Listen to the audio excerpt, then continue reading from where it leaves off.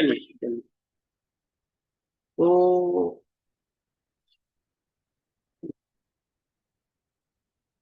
Share पर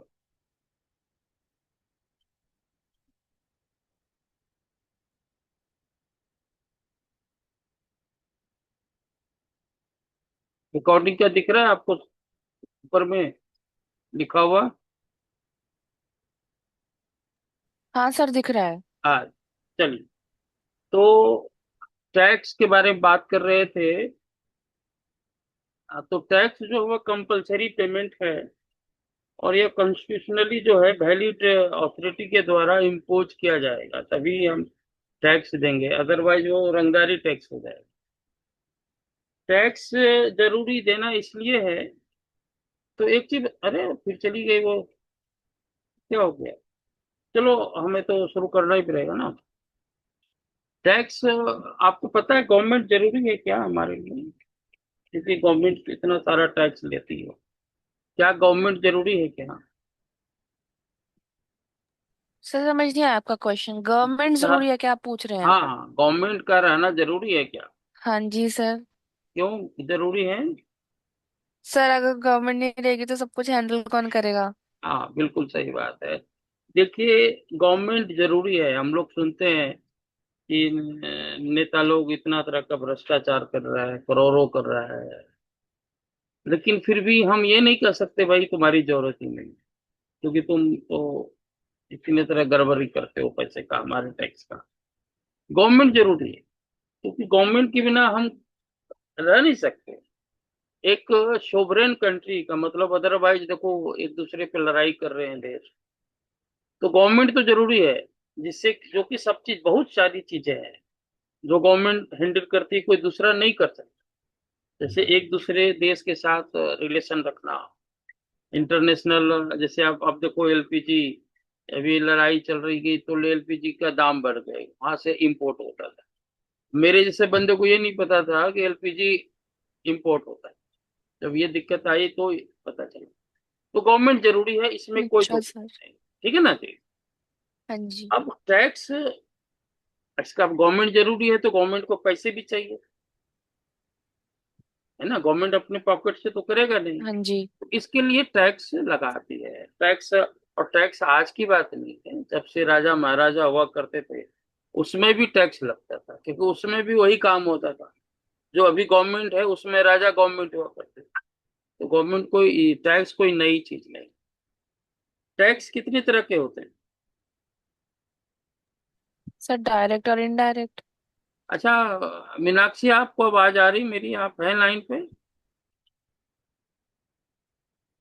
मीनाक्षी, कुछ दिक्कत आ रही है, ये दिख तो रहा है इनका, लेकिन पता नहीं चलता। ठीक। तो गवर्नमेंट टैक्स कितने तरह के होते हैं बताइए? सर दो तरीके के, डायरेक्ट और इनडायरेक्ट। डायरेक्ट टैक्स क्या होता है? सर डायरेक्ट टैक्स जो क्या समझाऊं, जैसे कि डायरेक्ट टैक्स मतलब जो आप का जो खर्चा है उस पे ही लग रहा है, मतलब उसका वो वर्ड होता है कि incident and impact falls on the same person.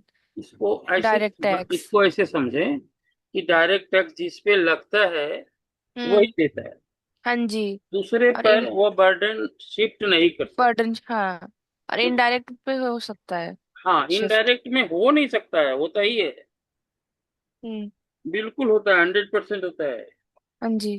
कोई सामान खरीद के लाएगा तो हम्म। वह कम दाम में नहीं बेचेगा। हाँ जी। जो जीएसटी उस पे लगा है वो आपसे ही लगाएगा। वसूलेगा। और आपसे हाँ जी। वसूल, अगर आपसे नहीं वसूलेगा तो बेचेगा नहीं। हम्म। तो इनडायरेक्ट टैक्स में जो है 100% उस पे शिफ्ट होता है जो उसको कंज्यूम कर, बर्डन शिफ्ट होता है। जो जी कंज्यूम सर। करता है। और कंज्यूम जो करेगा वही सारा टैक्स देगा, ये तो स्वाभाविक बात है। तो डायरेक्ट टैक्स वो टैक्स होता है जिस पे लगता है वही बियर करता है, उसी को देना पड़ता है, वो टैक्स को शिफ्ट नहीं कर सकते। जैसे जी एग्जाम्पल सर। क्या है? एग्जाम्पल बताइए। डायरेक्ट टैक्स का। मिनट रुकिएगा जरा, लाइट गई है, मैं इन्वर्टर से जुड़ रहा हूँ। जी सर। 1 मिनट। हाँ बोलिए।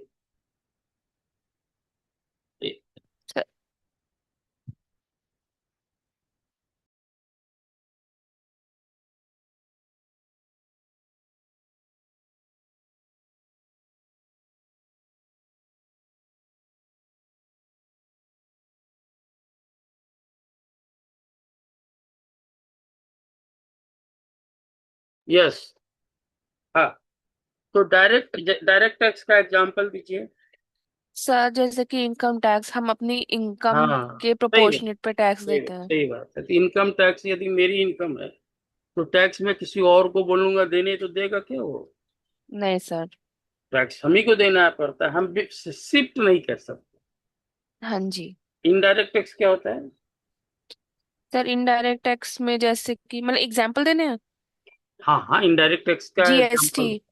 जैसे जीएसटी जिसमें हाँ सीजीएसटी, आईजीएसटी, एसजीएसटी हाँ, सब तो आ इसमें जाता है। जितने भी टैक्स लगते हैं वह हम्म। बिल्कुल शिफ्ट हो सकता है। शिफ्ट हो जैसे सकते हैं। सामान पे 10 रुपया टैक्स लगा, तो व्यापारी खरीद तो लेगा, व्यापारी देगा जरूर, लेकिन वो कंज्यूमर से वसूल के देगा, अपने पॉकेट से नहीं। Yes sir. है ना? तो इनडायरेक्ट टैक्स में तो कोई दिक्कत ही नहीं होनी चाहिए हमारे जो बिजनेसमैन है, क्योंकि जी सर। उनको कंज्यूमर से टैक्स वसूल करके देना है। लेकिन फिर भी उसके बावजूद भी इतने धांधली हो रहे हैं इनडायरेक्ट टैक्स। अगर कंज्यूमर से वसूल के ही देना है, तो जी वहां सर। पे तो करप्शन नहीं होना चाहिए ना। अपने पॉकेट से, अपने पॉकेट से तो देना ही नहीं है, तो हम्म। बर्डन कैसा? हम सारा टैक्स दें, लेकिन उसके बावजूद भी डिपार्टमेंट है, उसके लिए इतने सारे नोटिस हैं, इतनी सारी करप्शन। तो चलिए, वो तो आपका इशू नहीं है। तो दो तरह के टैक्स हो गए, डायरेक्ट टैक्स और इनडायरेक्ट टैक्स। इसमें कौन ऐसा टैक्स है जो सबको बियर करना, चाहे अमीर हो चाहे गरीब हो? ऐसा indirect. Indirect tax. Indirect tax देखिए, आपके एलपीजी जो है, खाना खाते हैं, उस पे भी लगता है, पता है ना आपको? Hello? Yes sir. Yes sir. हाँ, तो वो उसमें कंटिन्यूस सप्लाई है। क्या क्या क्या बोल रहे सर हैं? मेरी आवाज आ रही है? हाँ हाँ, अब आवाज आ रही है सर आप। एलपीजी तो कंटिन्यूस सप्लाई हो गया ना। अब मैं अब कौन तो बोल रहे हैं मुझे जीएसटी दे समझ में रहे नहीं हैं। आता है। आप लोग दोनों अगर वीडियो खोल सर दें मैं तो ज्यादा। नागसी। नहीं नहीं, वीडियो खोल दे तो अच्छा रहेगा, मैं और अच्छे से पढ़ा पाऊंगा, मैं ये कह रहा हूँ। समझ लो बात को ना। सर कल से खोल दूंगी पक्का। अच्छा, कोई बात नहीं, उससे ज्यादा और अच्छा हो, क्योंकि मुझे समझ में नहीं आ रहा ना कौन बोल रहे हैं, नहीं बोल रहे हैं। तो उसमें ठीक ही रहता है, उसमें तो कोई दिक्कत होनी नहीं चाहिए। तो चलिए, दो तरह के टैक्स हैं। तो इनडायरेक्ट टैक्स ऐसा टैक्स है जो सबको देना पड़ता है, उसमें अमीर गरीब नहीं देखा जाता है, इवन कि बेगर जो भिखारी है, उन्हें भी डायरेक्ट इनडायरेक्ट टैक्स देना पड़ता है। इनडायरेक्ट टैक्स में जीएसटी है, कस्टम है, वैट है, ये सब चीज जो है आपका एग्जाम्पल है इनडायरेक्ट टैक्स का। ठीक है जी। आज हम सप्लाई पे बात करेंगे, जो शुरू कर रहे हैं पेज नंबर। आपके पास ये सेम बुक है क्या? यस सर, डायटम टीओएस कर रहे हैं। Yes time of sir. Supply पढ़ेंगे। क्या? टाइम ऑफ सप्लाई पढ़ेंगे सर आज हम। आज हम लोग सप्लाई पढ़ेंगे, ये चैप्टर, ये चैप्टर, ये देख लीजिए। आप अपनी किताब में निकाल सकते हैं, 52 पेज से शुरू कर रहे हैं, ये 52 है ना। What is the taxable event bye GST, इसको आज शुरू करेंगे। और ये लिखा है फ्रिक्वेंटली आस्क्ड क्वेश्चन, है कि नहीं? तो central board of indirect tax का, इनडायरेक्ट टैक्स का जो बोर्ड है, उसने फ्रिक्वेंटली आस्क्ड क्वेश्चन इसलिए लिखे जाते हैं, जहां पर कोई कंफ्यूजन होता है, वहां डिपार्टमेंट जो है वह फ्रिक्वेंटली आस्क्ड क्वेश्चन ये भेजता है या निकालता है, जिससे कि उसको दिक्कत ना हो समझने में, कंज्यूमर को या जो भी उसको यूज कर रहे हैं। ठीक है ना जी? तो टैक्सेबल इवेंट वहां से शुरू होता है जब सप्लाई की कैटेगरी में ये चीजें आती है। सप्लाई क्या होता है बताओ? सप्लाई सर एक गुड्स का दूसरे दूसरे तक जाना सप्लाई हो गया। क्या क्या, फिर से बोलिएगा। One place to another place sir. हाँ, अच्छा अच्छा। तो सप्लाई का ट्रांजेक्शन ऐसा ऑफ डिफिनेशन है गुड्स। ही नहीं। सप्लाई का ऐसा डिफिनेशन है ही नहीं। सप्लाई लिखता है इंक्लूड्स द फॉलोइंग, समझ रहे हैं ना। उसमें sale, transfer, barter system, exchange, ये सारा चीज सप्लाई के अंतर्गत आता है। तो सप्लाई जो है ना, वह इंक्लूसिव डिफिनेशन, इंक्लूसिव समझते हैं। उसमें लिख दिया the following are the supply. और सप्लाई को जानना इसलिए जरूरी है कि जब सप्लाई की कैटेगरी में कोई चीज आएगी, तभी उसको हम टैक्स लगा सकते हैं। ट्रिगर समझते हैं ना, ट्रिगर, ट्रिगर समझते हैं, ट्रिगर यस सर। जो सर बंदूक में होती है, ट्रिगर दबाओ तो हाँ गोली जी। निकल जाती है। उसी तरह से इन जीएसटी में सप्लाई की डिफिनेशन में अगर वो चीज आएगी, तभी जीएसटी लगेगा। अच्छा एक चीज बताइए, जीएसटी कब से लागू हुआ है? सर 1 जुलाई 2017 से। इसके पहले क्या था? सर इसके पहले वो वैट कस्टम वगैरह लगता ड्यूटी, था, कस्टम एक्सरसाइज ड्यूटी ड्यूटी। लगता तो उसको क्यों चेंज किया गया? वैट को जगह पे जीएसटी लाया गया, ऐसा क्यों हुआ? सर क्योंकि वो बहुत सर सारे क्योंकि टैक्सेस थे, उनको कंबाइन करके एक हाँ, टैक्स निकाल दिया। नहीं नहीं, उसमें दिक्कत क्या थी? Cascading effective tax on tax था हाँ उसमें। क्या होता है ये चीज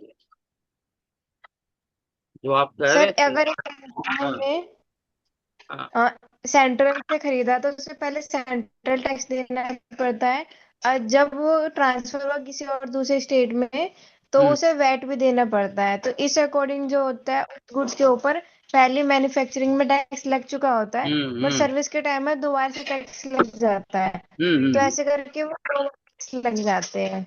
तो इसी टैक्स ऑन टैक्स को कम करके जीएसटी आया। बहुत सुंदर, बहुत सुंदर। उसको हम एक लाइन में ऐसे समझ सकते हैं कि जो पहले का टैक्स का आ, था, मतलब स्ट्रक्चर, उसमें टैक्स पे टैक्स देना पड़ता। टैक्स पे टैक्स देने का मतलब समझ रहे हैं क्या? Yes sir. क्या क्या समझ रहे हैं बताइए। सर 2-3 बार हमें क्या नाम है सेम गुड्स पे टैक्स देना पड़ता था, जिसकी वजह हाँ से इन्फ्लेशन होता था और उस हाँ गुड्स ठीक है। की वैल्यू जो है हाई हो जाती थी। हाँ चलिए चलिए, इसको समझ टैक्स। लेते हैं, इसको समझ लेते हैं एग्जाम्पल से। जो अगर कशिश को या किसी और को ना समझ में आ रहा होगा तो बता दें। पहले क्या होता था, वैल्यू एडेड टैक्स लगता था, वैट बोलते हैं उसको, बोलते हैं वैट, है ना, value added tax. Value added tax पहले लगता था, उससे पहले। अभी है क्या वैट हमारे देश में? वैट अभी भी है क्या?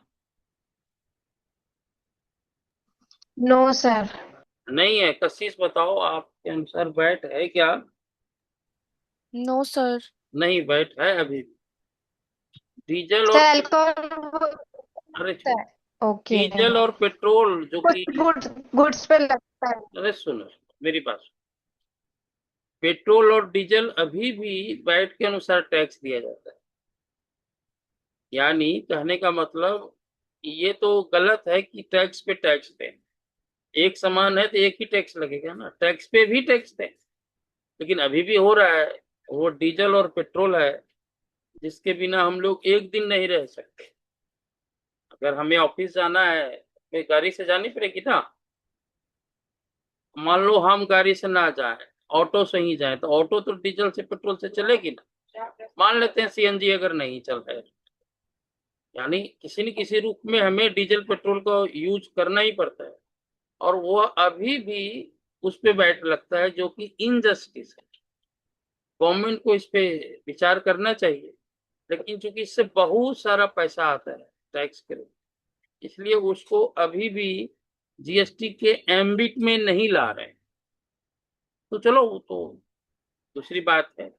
वैल्यू एडेड टैक्स और जीएसटी में हम समझें कि अगर एक सामान इसके अंतर्गत आ रहा है और उसी सामान को इसके अंतर्गत आ रहा है, तो टैक्स कैसे बढ़ता है उसको समझ। मान लीजिए मैन्युफैक्चरर ने बेचा उसको, होलसेलर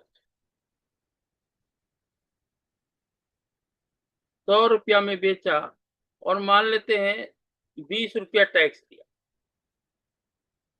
तो डिस्ट्रीब्यूटर ने कितने में खरीदा? 120 सर रुपये में खरीदा, ठीक ना। अब ये अपना प्रॉफिट जोड़ेगा ना उसमें, अपना प्रॉफिट भी तो जोड़ेगा। मान लेते हैं 20 रुपया जोड़ा, और टैक्स का रेट हम मान लेते हैं 20%, तो 140 हो गया। अब इस पे टैक्स लगे, मान लेते हैं 20% है, तो ये 28 रुपये, इतना सेलिंग प्राइस।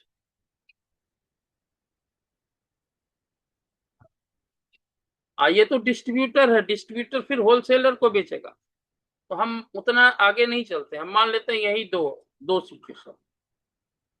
इसमें देखिए 120 पे भी टैक्स लग गया ना, 120 प्लस 20, 140, 140 पे टैक्स लगा, तो ये जो 20 रुपया टैक्स जो रहा है उसमें भी तो टैक्स लगा ना।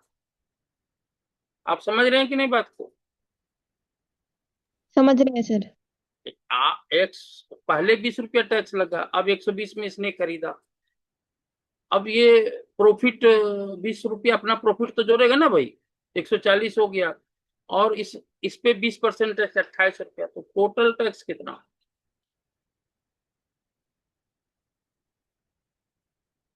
ऐसे मैंने तो सिर्फ दो स्टेज लिए हैं, कंज्यूमर तक पहुंचने के लिए तो कई मीडिएट इंटरमीडिएटर बीच में होते हैं, वो तो और ज्यादा एक्चुअल में महंगा हो जाए। आप समझ रहे हैं ना मेरी बात?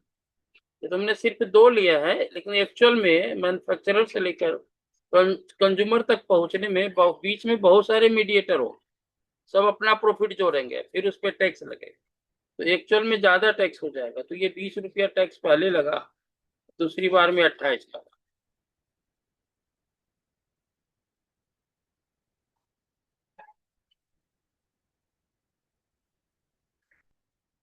दूसरी बार में 28 लगा, तो टोटल 48। अब यही चीज अगर जीएसटी के अंतर्गत आता है, तो मैन्युफैक्चरर ने 20 रुपया जोड़ करके 120 रुपया में बेचा, इसमें मान लेते हैं 20 रुपया प्रॉफिट हो गया, 140 हो गया, इस पे टैक्स 28 हुआ। लेकिन ये 28 टोटल टैक्स हुआ यहाँ तक, इसमें पहले से ही 20 रुपया टैक्स दिया जा चुका है, वो माइनस हो जाए, और इसमें सिर्फ 148 जुटे, इसकी सेलिंग प्राइस जो है 148 होगी। और अगर टैक्स की बात देखा जाए इसमें, तो एक जगह 20 रुपया लगा, दूसरे जगह 8 रुपया लगा, 28 रुपया लगा। आपको समझ में आया क्या? तो पहले सिचुएशन में 48 लग रहा है, दूसरे में 28 लग रहा है। आपको समझ में आया या नहीं आया? यस सर, आ गया। सच सच बताओ, मतलब सच में बताओ, अगर नहीं आया तो बताओ। नहीं सर आ सर, आ गया। गया। हाँ देखो देखो, मेन बात ये इसमें क्या है, 140 पर 28% जरूर लगा, लेकिन इस पे 20 रुपया इसी बंदे ने खरीदा है ना पहले वाले से, तो 20 रुपया तो टैक्स उसके इनवॉइस में दिख रहा है ना। आप समझ रहे हो ना, डिस्ट्रीब्यूटर ने 120 में खरीदा, तो इनवॉइस भी तो लिया होगा ना, तो उसमें लिखा होगा ना कि 100 रुपया दाम है, 20 रुपया टैक्स है। और जब उसी सामान को वो आगे बेच रहा है, तो 28 रुपया टैक्स तो जरूर लगा। बोला भैया इस सामान पे 20 रुपया टैक्स तो पहले ले रहे हो, तो 8 रुपया ही तो हम देंगे, और ये 8 रुपया देगा, तो 140 प्लस 8 जो है ये 148 में बेचेगा। एक बार 20 रुपया लगा टैक्स, एक बार 8 रुपया लगा। तो आप समझ में आ गया ना बात को, पहले क्या होता था और अभी क्या होता? हाँ बोलिए तभी। Yes sir. हाँ तो इसको मिटा दें। Yes sir. हाँ ठीक है। तो कहने का मतलब ये हुआ कि टैक्स पे टैक्स हम पहले देते, जो कि इनजस्टिस। टैक्स पे टैक्स क्यों है? ये एक समान है तो एक ही टैक्स लो ना, बार बार टैक्स, जितनी बार वह सेल होगी उतनी बार टैक्स हम देंगे। तो जीएसटी में जितनी बार सेल होती उतनी बार होगी, लेकिन जो पहले टैक्स दिया जा चुका वो माइनस हो जाएगा। इसको इनपुट बेनिफिट कर, समझ में आ रहा है ना बात? तो टैक्सेबल सप्लाई का मतलब होता है सप्लाई इंक्लूड्स द फॉलोइंग। तो ये इंक्लूसिव डिफिनेशन है, कोई सप्लाई का जो है ऐसा डिफिनेशन नहीं है कि इसको सप्लाई करें। समझ गए ना बात को? समझ गए सर। हाँ। अब आइए समझते हैं कंपोजिट सप्लाई क्या होता है और मिक्स सप्लाई क्या होता है। पता है आपको क्या? पता है आपको क्या? Sir composite and mix supply. हाँ, क्या होता कंपोजिट मतलब जो आर्टिफिशियल होता है, सॉरी नेचुरली जो होता है उसे कंपोजिट बोलते हैं। है? एग्जाम्पल दीजिए। सर एग्जाम्पल में जैसे मैं एयरप्लेन में गई तो मुझे खाना भी वो प्रोवाइड करेंगे, तो उसके हाँ। साथ नेचुरली उस पे टैक्स लगेगा जो एरोप्लेन की रेट है उस पे हम्म। ही। फूड के ऊपर भी मेरा जीएसटी जाएगा। ठीक है। तो कंपोजिट हो गया। अच्छा। ठीक। एंड मिक्स में मैंने एक फ्लावर वाला है एंड उसमें कुछ कीज वगैरह और हम्म। ऐड कर दिए कुछ प्रोडक्ट, देन सेल करने के लिए, तो आर्टिफिशियल हो गया, तो उसमें जो हाईएस्ट वैल्यू होगी उसके ऊपर ही जीएसटी जाएगा। हाँ, कोई बात। थोड़ी देर में इसको भी बताते हैं आपको। देखिए, कंपोजिट का मतलब ये होता है कि नेचुरली बंडल्ड गुड्स है। नेचुरली बंडल गुड्स का मतलब ये हुआ कि जैसे गुड्स हमने खरीदा, उसके साथ साथ उसको इंश्योरेंस भी कराना पड़ता है या नहीं? गुड्स का इंश्योरेंस कराना पड़ता है क्या, या नहीं कराना पड़ता, बताइए। Yes sir. ऑप्शनल है या कंपलसरी है? ऑप्शनल है सर। ऑप्शनल है। अरे बाबा, ऑप्शनल है। अगर दूसरे देश से आप इंपोर्ट करोगे गुड्स को तो वहां ऑप्शनल है या कंपलसरी है वहां पे? सर तब कंपल्सरी हो जाएगा, तो there is some exception between. तो कल देखो, इंपोर्ट के केस में तो कंपलसरी है, ऑप्शनल नहीं। Okay sir. लेकिन इंडिया की बात करते हैं। इंडिया में भी एक जगह से सामान दूसरे जगह जा रहा है, करोड़ों रुपया का सामान। तो क्या इम्प्लाई ये क्या यह बिजनेसमैन के हित में नहीं है कि उसका इंश्योरेंस कराया जाए? यस सर, कराना चाहिए। कराना चाहिए। मान लो चोरी हो जाए, आग लग जाए या एक्सीडेंट हो जाए, तो पूरा नुकसान आप ही का होगा। इंश्योरेंस कराने में उसकी भरपाई हो जाए। तो मान लेते हैं कि गुड्स मंगाया, गुड्स पे जीएसटी का रेट 18% और इंश्योरेंस पे सेपरेट रेट 12%।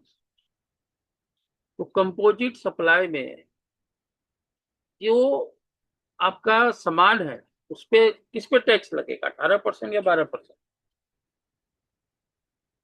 18% सर। 18%। तो कंपोजिट सप्लाई का मतलब ये हुआ, यानी जो प्रिंसिपल सामान है ना उस पे लगेगा। कंपोजिट सप्लाई का मतलब होता है कि जो सप्लाई है एक से अधिक सामान का है या सर्विस का है, और दोनों ही नेचुरल बंडल समझते हैं? यस सर, उसे बनाया नहीं गया, ऑलरेडी वो पहले से ही है वैसे। नहीं नहीं, नेचुरल बंडल का मतलब होता है कि उसके साथ वो होता जरूर है, स्वाभाविक रूप से उसको होता है।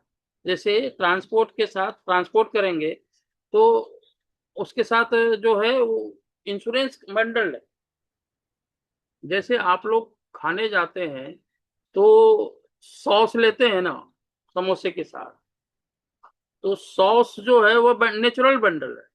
सिर्फ सॉस को आप नहीं खाएंगे। आप समझ रहे हैं ना? जैसे होटल है, होटल में रुकने की समझ गए सर। व्यवस्था है तो भोजन उसके साथ नेचुरल बंडल,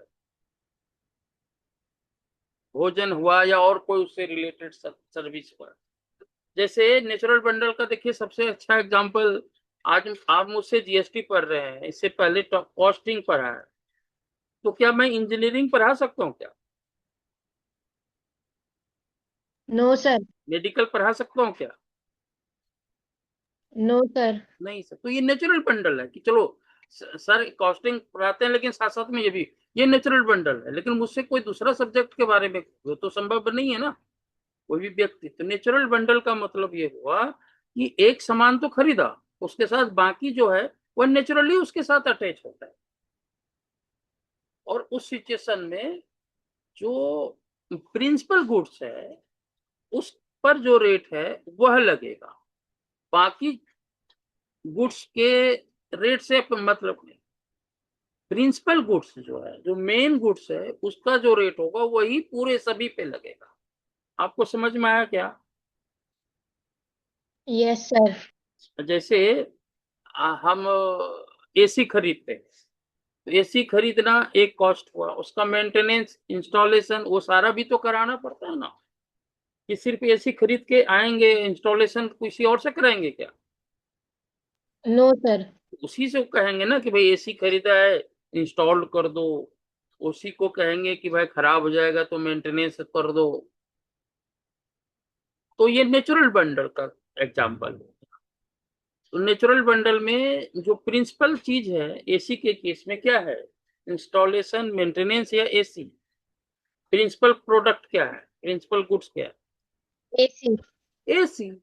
तो एसी का जो जीएसटी रेट होगा वो इंस्टॉलेशन पे भी लगेगा और मेंटेनेंस के पर भी चार्ज पे भी लगेगा। हो सकता है इंस्टॉलेशन का रेट 12% हो या 28% हो सकता है कि मेंटेनेंस, अगर हम सिर्फ मेंटेनेंस कराते तो उसका रेट डिफरेंट होगा। लेकिन जब हम तीनों एक साथ लेंगे तो प्रिंसिपल गुड्स का जो रेट होगा वही रेट सभी पे पूरे कॉस्ट पे लगेगा। समझ में आया क्या? समझ में आया? Yes sir. अच्छा, ये तीनों या नेचुरल मिक्स में, कंपोजिट में एक से अधिक सामान एक साथ ही खरीदते हैं। समझ रहे हैं ना? जब एक साथ एक से अधिक गुड्स खरीद रहे हैं और वो नेचुरल बंडल्ड है, नेचुरली एक दूसरे के साथ खरीदते हैं, तो वह चीज उस पर जो प्रिंसिपल गुड्स जो होता है उसका रेट सभी पे लगता है। क्लियर हो गया?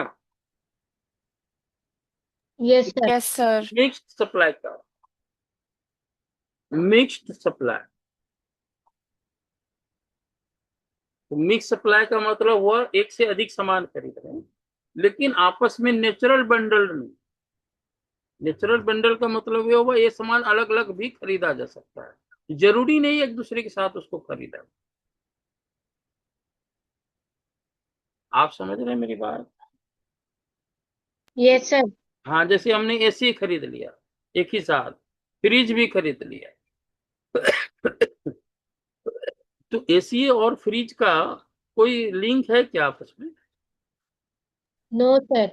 लिंक नहीं है ना, लेकिन एक ही बिल में खरीद लिया, एक ही साथ खरीद लिया, एक ही कॉन्ट्रैक्ट किया उसको। तो कहता है उसमें जो हाईएस्ट जीएसटी वाला होगा वो है टैक्स सब पे लगा। इस पे अगर एक से अधिक सामान खरीदते हैं, आपस में नेचुरल बंडल नहीं है। नेचुरल बंडल मतलब एक दूसरे के साथ खरीदा नहीं जाता, उसको आप अलग अलग भी खरीद सकते हैं। तो सिचुएशन में जो मैक्सिमम रेट होता है जीएसटी पे वह लगेगा। क्लियर हुआ क्या? Yes sir. क्लियर हुआ है? अच्छा, इस तरह का एग्जांपल आपको मार्केट में मिल जाएगा। एक साथ कई चीज सामान बेच रहे हैं, जैसे फल वगैरह आप खरीदते हैं ना शादी ब्याह में देने के लिए, तो एक फल के साथ कई फल मिला के देते हैं ना। Yes sir. तो इस तरह का एग्जांपल आपको मिल जाएगा। चलिए आइए, आइए पेज नंबर, ये पेज नंबर है आपका 35। ये जो मेरे सामने है सप्लाई का डेफिनेशन, शुरू जो मैंने किया था, ये पेज नंबर 35 पे है। सप्लाई का मीनिंग देखिए क्या लिखता है। सप्लाई इंक्लूड्स, मतलब ये नहीं कहा कि सप्लाई क्या होता है, उसने कहा सप्लाई इंक्लूड है, ये सबको सप्लाई कर। इसका मतलब और कभी भी वो इंक्लूड किया, और भी आइटम को इंक्लूड कर सकते हैं जो अभी तक नहीं किए। तो सप्लाई का definition section 7 sub section first में दिया हुआ है कि भैया इन सप्लाई मतलब होता है सप्लाई ऑफ गुड्स और service or both such as sale, transfer, barter, exchange, license, rental, lease, or disposal made or agreed to be made for consideration by a person in the course of furthermore of it। तो ये definition दिया है कि supply में ये सब चीज शामिल होते हैं। सेल हो गया, सेल तो समझते ही हैं आप, ट्रांसफर समझते हैं, सेल ट्रांसफर में क्या डिफरेंस है? सर सेल मतलब ओनरशिप ट्रांसफर करना, एंड हम्म, ट्रांसफर में ओनरशिप ट्रांसफर नहीं करते हम। नहीं नहीं ऐसा नहीं। सेल का मतलब वो मूवेबल गुड्स के सेल को सेल करते हैं, और जब इमूवेबल गुड्स जो होता है ना उसको सेल करते हैं, उसको ट्रांसफर करते हैं। तो माना इसमें कोई ज्यादा अंदर जाने की आपको जरूरत नहीं है, लेकिन मतलब इसका यही होता है, दोनों का मतलब एक ही है। लेकिन सेल का जो मीनिंग है वो सेल ऑफ गुड्स एक्ट के अनुसार है, और ट्रांसफर का मतलब हुआ ट्रांसफर प्रॉपर्टी एक्ट 1882 के अनुसार मीनिंग। दोनों में सेल ही हो रहा है, लेकिन पहला मूवेबल गुड्स का सेल हो रहा है, दूसरा ट्रांसफर में इमूवेबल प्रॉपर्टी का ट्रांसफर हो रहा है। बार्टर जानते ही हैं, बार्टर क्या होता है बताइए। Sir exchange of goods. हाँ, एक्सचेंज, दोनों गुड्स ही गुड्स दे रहे हैं, तो ये सब करोगे तो भी जीएसटी लगेगा। एक्सचेंज भी समझते ही हैं, एक सामान दिया दूसरा सामान ले लिया हो, है ना, और वो बदले में कुछ और कैश दे दिया, घट बढ़ रहा है। लाइसेंस, आप किसी चीज को यूज करने के लिए लाइसेंस लेते हैं। रेंट समझते ही हैं, लीज भी रेंट जैसा ही है, लीज भी रेंट ही होता है, लेकिन वो लंबे समय के लिए होता है, इसीलिए उसको लीज कहते हैं। डिस्पोजल गुड्स, डिस्पोजल भी मतलब भी यही होता है कि सामान को बेचना। तो ये कंसिडरेशन जरूरी होता है इसमें। और एक बात और लिखा है, इन कोर्स ऑफ और फर्दरेंस ऑफ बिजनेस, बिजनेस के लिए यूज होना चाहिए तभी जीएसटी लगेगा। अगर पर्सनल यूज होगा तो जीएसटी नहीं लगेगा। समझ में आ रहा है ना बात को। ये सर। पर्सनल यूज, लेकिन इंपोर्ट ऑफ सर्विस के केस में पर्सनल यूज के लिए भी अगर सर्विस का इंपोर्ट करते हैं तो वहां जीएसटी लगता है। तो बात की चीज है उसके बाद।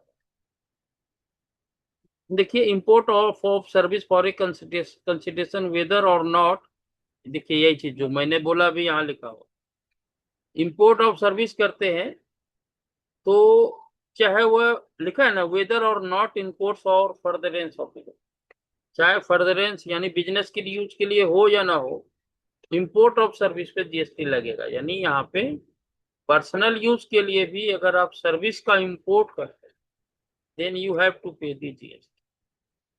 और लिखा है the activity specified in schedule first made or agreed to be made without consideration. में ये भी लिख दिया है कि हम शेड्यूल फर्स्ट में हम कुछ लिख रहे हैं, वह चाहे कंसिडरेशन ना भी हो तो भी वह उस पे जीएसटी लगेगा, यानी वह सप्लाई के अंतर्गत आएगा। और सप्लाई के अंतर्गत आएगा मतलब जीएसटी लगेगा। यानी अगर सप्लाई के डिफिनेशन में वो एक्टिविटी नहीं आती तो जीएसटी नहीं लगेगी। तो उसने लिख दिया है शेड्यूल फर्स्ट में कि ये चीज भैया सप्लाई है, आपको बहस करने की जरूरत नहीं है कि सप्लाई है कि नहीं, वो हमने लिख दिया है वो सप्लाई। ठीक है ना जी। तो बताइए ट्रिगर पॉइंट या टैक्सेबल इवेंट का, टैक्सेबल इवेंट इन जीएसटी क्या है, बताइए, ये क्वेश्चन मैं पूछ रहा हूँ आपको।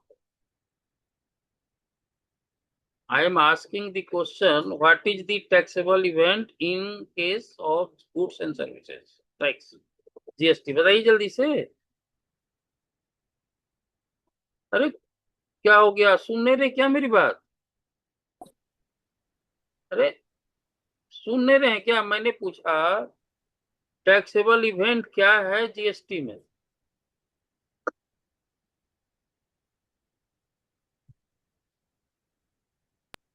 सर सप्लाई है टैक्सेबल इवेंट तो जीएसटी में। हाँ, supply is the taxable definition event होगी तो हम बता इन देंगे। जीएसटी। यानी सप्लाई होएगा तभी जीएसटी लगेगा। तो हम पहला पॉइंट देखेंगे कि वेदर इट इज सप्लाई और नॉट। सप्लाई होगा, अगर सप्लाई नहीं है तो जीएसटी नहीं लगेगा उसके। तो supply, supply is the trigger point. ठीक है ना। ठीक। ये नीचे उसी चीज को लिख दिया है कि sale is a lawful transfer, है ना। देखिए ना, यहाँ पे ट्रांसफर में प्रॉपर्टी लिखा है, और यहाँ पे प्रॉपर्टी का मतलब ओनरशिप होता है। ये सब तो आप जानते ही हैं, तो खास बात।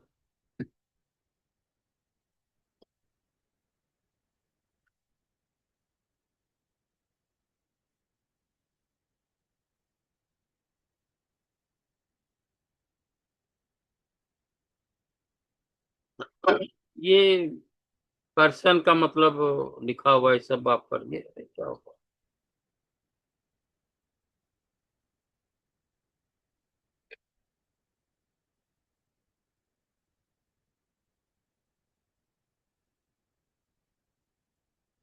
Hello Kashish.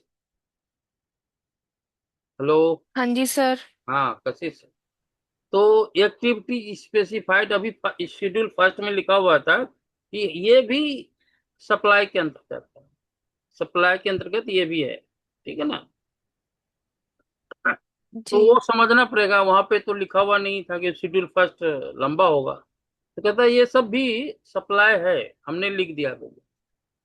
Permanent transfer or disposal of business assets where input tax credit has been availed on such assets shall be treated as supply. चलेगा, ठीक है ना। जी सर। तो कहता है कि अगर बिजनेस को सेल कर रहे हैं और उस पे आपने इनपुट टैक्स क्रेडिट लिया है तो वह सप्लाई के अंतर्गत है। इनपुट टैक्स क्रेडिट क्या होता है? सर एक बार रिपीट कीजिएगा, थोड़ा स्टार्टिंग से मैं लेफ्ट हो गई थी अभी। मैं कह रहा हूं कि डिफिनेशन में ये लिखा हुआ था कि शेड्यूल फर्स्ट में जो चीजें लिखा हुआ है वह भी सप्लाई है। Okay sir. तो उसमें वहां पे तो हमने बताया नहीं कि शेड्यूल फर्स्ट में क्या लिखा है, वो चीज अभी बता कि शेड्यूल फर्स्ट में क्या चीज लिखा हो जो सप्लाई के अंतर्गत आता है।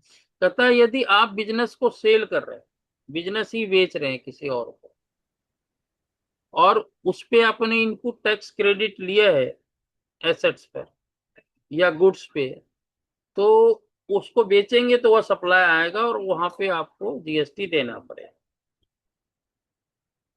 है ना। तो अब इनपुट टैक्स क्रेडिट लेने का मीनिंग क्या होता है ये समझना पड़ेगा ना, तभी बात करनी है। क्या यस होता सर। क्या होता है इनपुट टैक्स क्रेडिट का सर मतलब? Sir. ITC input tax credit का मतलब होता है कि हम्म। मैंने एक सामान लिया एक टेन्योर तक, लाइक कि मैंने मशीनरी परचेज करी है 5 साल के लिए, हम्म। बट मैं उसे 3 साल में ही सेल कर रही हूँ, तो देन हम्म। जो मेरे को आईटीसी होगा 5 ईयर्स का, हम्म। तो उसमें से 2 साल जो है तो मुझे वापस से उसे एज ए जीएसटी के रूप में पे करना पड़ेगा। हाँ हाँ, तो दिस इज आईटीसी। सही बात, सही बात है। तो बिजनेस को अगर आप बेच रहे हैं तो इनपुट टैक्स क्रेडिट लेने का मतलब ये होता है कि उतना कम टैक्स दिया अपनी लाइबिलिटी में। अभी जो 20 रुपये का क्रेडिट लिया था ना, 28 में 20 गया 8, वो 20 रुपया जो पहले दिया हुआ है, जो खरीदने पे उसने दिया, उसको उसने कम पेमेंट किया आउटपुट लायबिलिटी पे। तो इनपुट टैक्स क्रेडिट का मतलब ये हुआ जो खरीदने के समय में आपने टैक्स दिया है उसका बेनिफिट मिला। आप समझ रहे हैं मेरी बात कि नहीं समझ रहे हैं? नहीं समझ, आइए यस सर। समझ रहे हैं सर? समझ रहे हैं। समझ रहे हैं ना। तो जी। अगर आप इनपुट लिया है तो आप वो सप्लाई है बेचते समय। लेकिन वो फिर कह रहा है where ITC has not been avail, अगर आईटीसी आपने लिया ही नहीं और डिस्पोजल कर रहे हैं बिना कंसिडरेशन का, तो वह सप्लाई नहीं। तो वही है ना, हमने आईटीसी लिया ही नहीं। जब आईटीसी लिया नहीं तो टैक्स का बेनिफिट लिया नहीं, और आज हम बेच रहे हैं और उसमें कंसिडरेशन भी नहीं ले रहे हैं, हम फ्री में बेच रहे हैं, तो कहता है वो सप्लाई के अंदर कहते नहीं है। दूसरा है supply of goods service or both between related person or distinct person as specified in इतना were made in the course of business shall be treated as supply even though without consent। यदि आप related person को आप cell कर रहे हैं, अगर पैसा नहीं भी ले रहे हैं, तो भी वह सप्लाई है। डिस्टिंक्ट पर्सन है मतलब ये सेक्शन 25 को देखेंगे हम लोग। डिस्टिंक्ट पर्सन के बेच रहे हैं तो वह भी सप्लाई के अंतर्गत आएगा, चाहे आप पैसे ले रहे हो चाहे ना ले रहे।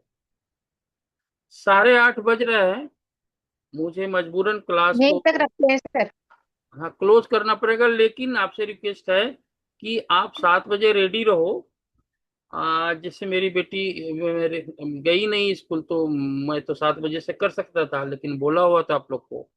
तो आप लोग 7 बजे से रेडी रहो, 10-15 मिनट तो लिंक भेजने में लग जाता है। ठीक है सर। हाँ तो 7 बजे रेडी रहिए, कहने का मतलब इफ आई गो